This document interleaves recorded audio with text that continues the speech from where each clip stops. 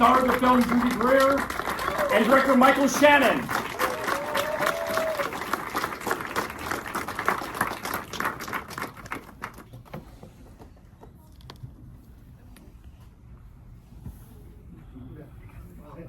Hi, how are you?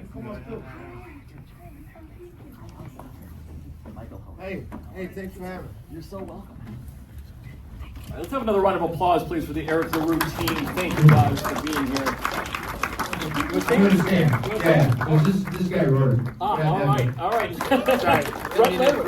Brett Neveu, absolutely. Screenwriter and playwright Brett Neveu, right? Neveu. Sorry. I should know that I'm from the Midwest, No. right? Yeah. Well, thank you all for being here. Congratulations on the film, Michael. The film is about so many things. Obviously, it's about grief. It's about it's about the devastation of loss. It's about faith and how people go about it individually. What about the play spoke to you, and what, as a first-time director, did you want to bring to the film? Yeah, well, I had seen the play back in 2002 in Chicago. It was the first play of Brett's that we did at our theater company, Red Orchid Theater in Chicago. And I had never seen anything like it. I had nothing to do with the production, but I would go see it every weekend. I'd go check it out. And then, yeah, I started working with Brett, acting in his plays, and I directed one of his plays. And he brought me, years later, the screenplay for this, and I read it. And I just was so moved by this community's effort, all of them, really, to figure out how to continue on in the wake of this event. Because that's something that people around the country are having to do on a fairly regular basis. And, right when it happens, it's obviously very dramatic. And when the media focuses on it, it's very dramatic. But then that subsides, and then you're left with this community that is deeply injured and deeply confused. And I just thought the way Brett depicted that was very moving and very complex, and I wanted to try and put it on the screen. Absolutely. Brett, as Michael just alluded to, obviously so much of the story is as more resonant now than it was when you wrote it over 20 years ago. I'm thinking about as you kind of went back and worked on the screenplay and burrowed down deep into it, were there things that maybe you wanted to layer into it that had been there in even small ways originally, and you thought maybe had more emphasis now, or needed more emphasis, or there was a way to kind of go at things with 20 years of perspective? Yeah, I think trying to track exactly why Janice decides to go to this meeting was a big one. Yeah. In the play was just 4 scenes. 2 were the meetings, sort of, not necessarily split in half, but it was trying to track that. But I also wanted to see these churches. Yeah. We don't see those in the play, and we don't meet Tracy's character, Pastor Vern, in the play either. And we don't get to see where our characters work, where our characters live. We don't get to see the town, and that was really important to me too. We see the community, and because film, it helps. You can do that. You can go to all sorts of places, and I just wanted to give it a stronger sense of the pressure. That's how Janice said it isn't just from her pastor, just not from her husband, but from the entire town, and maybe the society at large, asking her to come to terms with this.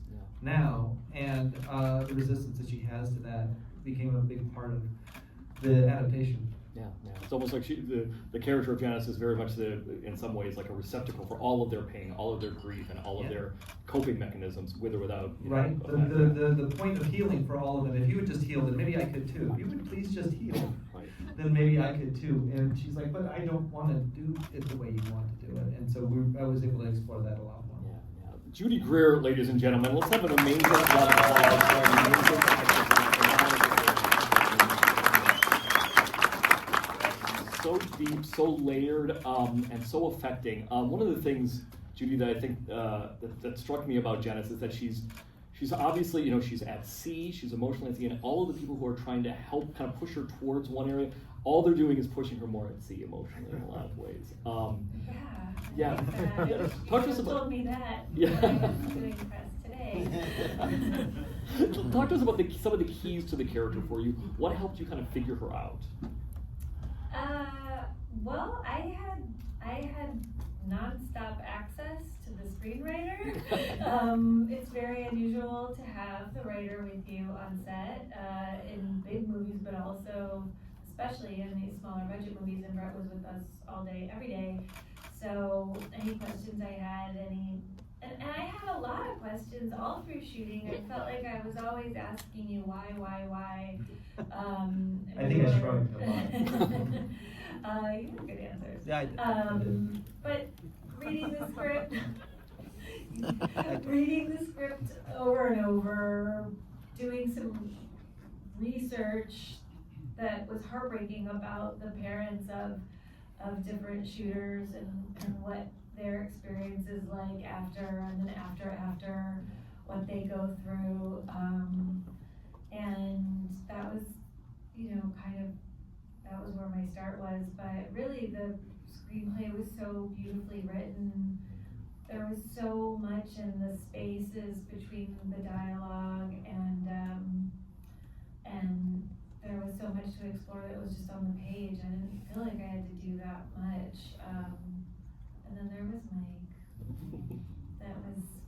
He was always whispering in our ears and giving us different things to think about, and things to not think about, and it was like, I just think we were all so lucky to have each other and to have him, and to have like this kind of weird feeling on this low budget movie. Like, we had all the time in the world for all of these scenes. I never felt rushed. I never felt like, we've got to make our day. Like, that was so not our problem, and so that was really helpful. Yeah.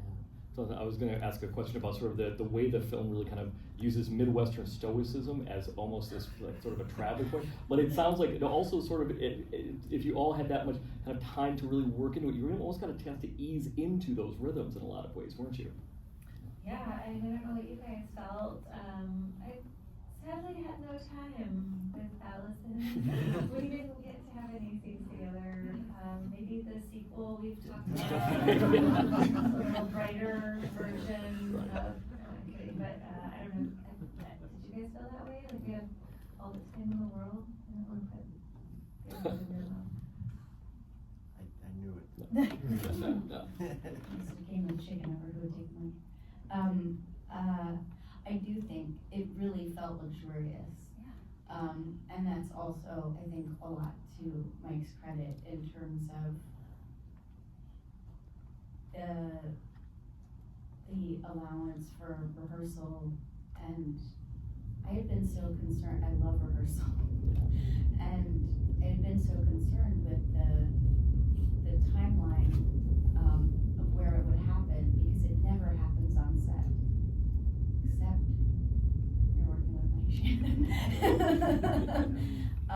And so you actually would get to dive in and try different blocking. The scene in the conference room, we actually took a great deal of time on deciding when she moves the chair and when not, and where they sit and when not.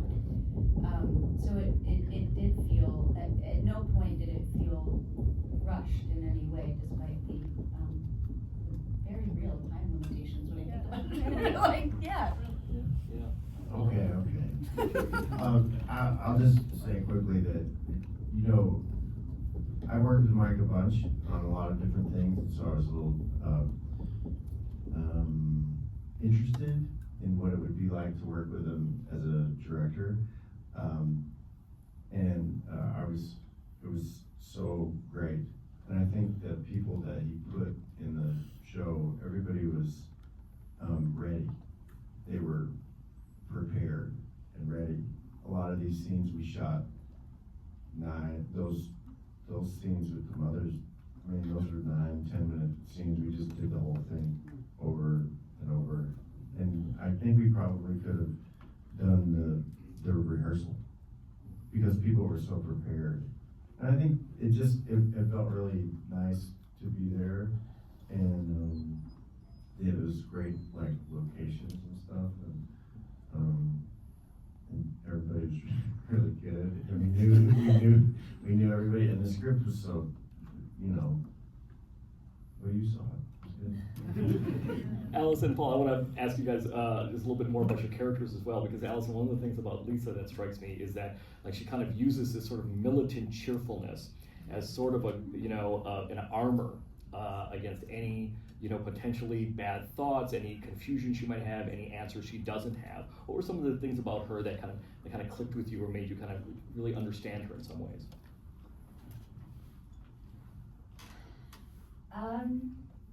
It's really interesting to play somebody with that kind of forced faith, because they do have all the answers. They have an answer for everything. There's something really intoxicating about that. And if she doesn't have the answer, she can send me to Tracy Letts, who really has all the answers. Right. So it was quite interesting, and also to play with sexuality in this really, like, interesting way of, you know, Christianity is such an embodied religion, and there's something that's sort of missing from so much of it, but there is this, like, Jesus does love hugs, you know, you're just like, there is this real, like, we're human, and it's this constant, like, friction in the faith of what it means to have a body and be human and also be clean. Right, yeah. Paul, I have a question then for you, obviously, about Pastor Steve, and we meet him, he's already sort of flummoxed and awkward, and the film only sort of continues seeing him being sort of awkward, even as he's trying to do his best. But yet there's still a likability to him. He's trying to understand how best to help these mothers and help this situation, but he sort of kind of always gets in his own way in some ways. Kind of talk to us about kind of how you approach kind of keeping that line between likability and sort of awkwardness as he's figuring it out. Yeah, I mean, I think he's trying so hard, and you know, he's sort of dangling by a thread, I think, like in his life, but yeah, he's it's like you're talking to someone that's like just started therapy, and they've like heard some stuff, but they don't actually, they're not very therapized, and you know, he's so limited he's so far over his head that he has no idea that like he's even in anything that would be over his head. He doesn't know, but his heart is so, it's good. It's so, like, he's trying so hard. But yeah, he was such a, in a way, such a joy to play. But yeah, I mean, I don't know how long Steve made it after the film. Like, I'm not certain it went well for him after. It was like maybe 6 more months, and that might have been it for him. Well, we kept getting phone calls in the middle of ostensibly, you know, really solid grief therapy or grief counseling. Yeah. Not a good way to go. I'm going to take some questions from the audience for these guys in just one moment, but I'm going to ask for a huge round of applause for the ensemble that surrounds them, including obviously Alexander Skarsgård, Nathan Henriksen, Tracy Letts, who we mentioned, Annie Parise, Kate Arrington, all of the phenomenal ensemble. If anybody has a question, put up a hand and we'll get a little bit of a dialogue going a little bit. Yeah. I was wondering, for the writer, if, like what you were thinking, the reasons why the U.S. has this problem, or like imperialism, maybe. The question is, Bretton, why he thinks sort of the U.S. has this problem as opposed to maybe perhaps other places. Other countries. There's lots of factors. We see a lot of it here on the screen. One is there's lots of guns is one of them. And hey, you know, that's America from the beginning. Lots of guns. And I also think that distance between people having a hard time communicating. for teenagers especially, just maybe an access to mental health care, or just an access to being able to relate to the world in some ways. And I mean, it's a really tough question, because this is part of the reason I wrote the play, and certainly part of the reason that I wrote the screenplay and why we're watching it now, is that I don't know. And that the confusion that it lives at the heart of this, at the absolute heart of this, is the confusion that I have all the time about almost everything that happens in this country. And the frustration that it comes from this is that final scene. Is the thing that, I mean, it always strikes me, I've seen that final scene on stage a ton of times, here a bunch of times, and it always just destroys me. And I want it to stop destroying me. I actually don't ever want to, sorry, actors don't want to see it anymore. Because it is so hard to watch. You're watching a kid who killed some of his classmates, and are you sympathizing with him? And are you watching a mom who you've been sympathizing with, sympathizing less with that person? The confusion that lives between those two characters is the thing that I think is the matter. That if we can figure out what that is, and I don't know if we can, and that is where we are. So that's sort of a kind of an answer, because I'm still struggling with it. I mean, we all are, obviously. Well, I think it's religion and imperialism. But anyway. Did you do any research, any discussions with folks, or kind of do any reading yourself on before you prepared for on the topic as you prepared for the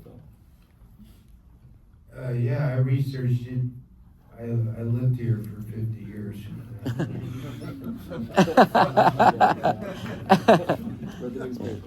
There's like a lot of false premises here.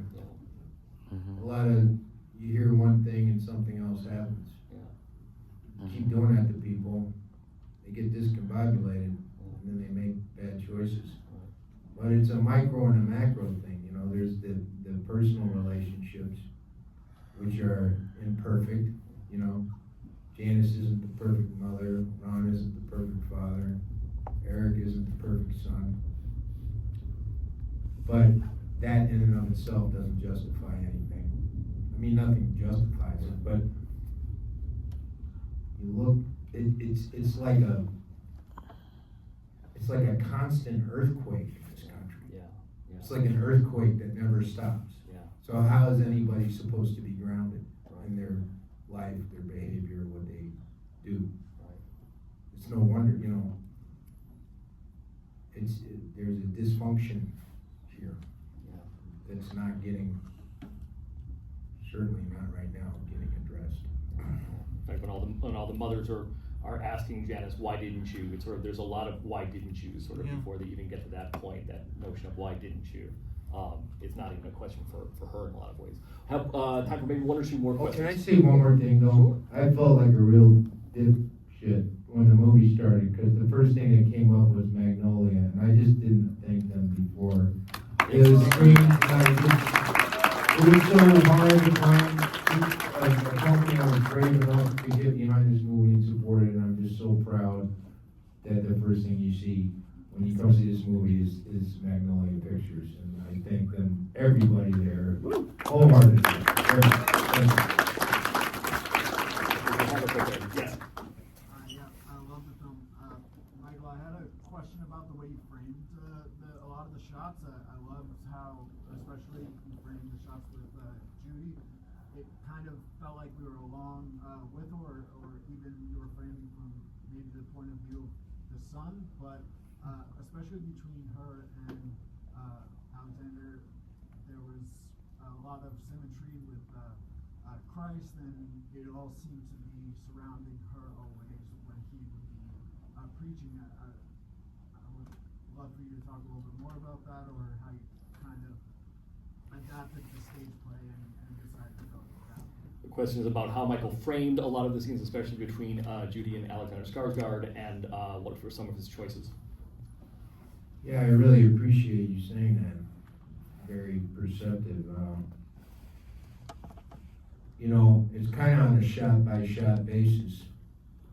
There's a lot of shots in the film that are almost, you know, somebody the other day, they were talking about Rockwell. I was like, okay, yeah, that's cool. But for me, it's more Hopper. More Hopper.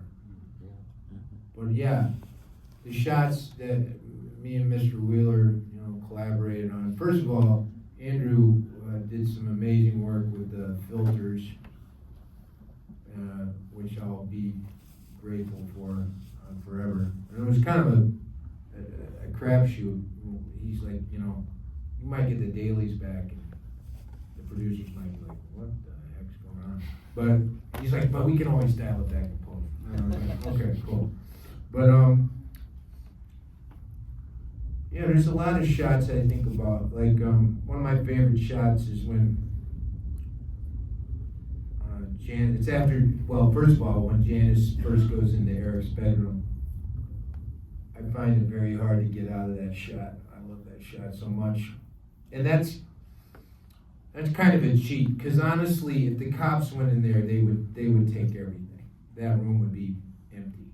And we talked about this when we were in prep or designing that space. And I said, yeah, that might be more accurate to real life, and I hope people get a sense of this when you're watching it, because I actually mean a lot of this film to be rather, for lack of a better term, poetic or lyrical. And I think obviously it makes sense that you're like, well, this is a very naturalistic, lifelike film, which it is. I guess I want to have my cake and eat it too. But so for that reason, I said, you know what, Lee, I love the way that room looks. But anyway, my point was, the next shot, when she comes in with the laundry, and Ron's sitting on the couch, and the divider is like 2/3 of the way over. He can't quite see her unless he leans forward. And then the center of the screen is that little white cross, which almost blends into the white of the wall. Like, I'm always trying to set up shots that kind of tell the whole frickin' story in one shot. So if you don't have 2 hours to kill, you can just watch the one shot and get the whole thing. I figure if I put enough shots like that in the movie, people will understand. It's a crapshoot, like I said. But yeah, there's a lot of shots like that. Like when she's in the playground smoking a cigarette. I love that shot, that side shot, with that weird orange glow in the background. Anyway, this is a slippery slope. I got a party to get to. The film is poetic, including obviously the cinematography and your direction, and it does have a Hopper-esque feel to it. Lonely figures in rooms and all of that. Jonathan Mastro's score also is Yes, Jonathan. All the collaborators behind the scenes. I'm going to wrap up by asking Michael and Judy a combo question. Judy can go first. Was there any moment in the film, a scene of even just literally just a couple of moments that really you had to sit with a little bit before you kind of really wanted to kind of get into it? Maybe it stays with you now, it's something you were trying to chew on a little bit, or it just needed a little extra time to sort of get to that spot. Was there anything like that that comes to mind? Any scene that was sort of a moment? Well, I didn't have a choice about when we shot stuff, but we shot the last scene last, and that was pretty cool. Just to be able to work my way up to that, and so for Janice too, and I was not allowed to meet Nation. So the first time I laid eyes on him, I think you guys saw it in the movie.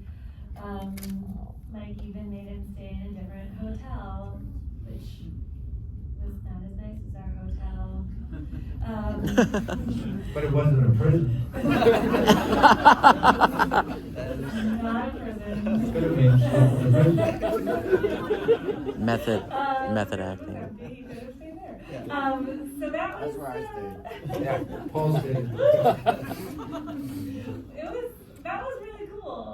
That was a really nice thing, it turned out, to have happen, to shoot the scene last, and to not see see Nation ever until he walked out in his orange jumpsuit. I met him either. No, hadn't met him. I think I knew what he looked like, but I knew his dad. I worked with his dad. That's how I met Mike 100 years ago on a movie called Pottersville. His father directed it. Thanks. It's a good movie.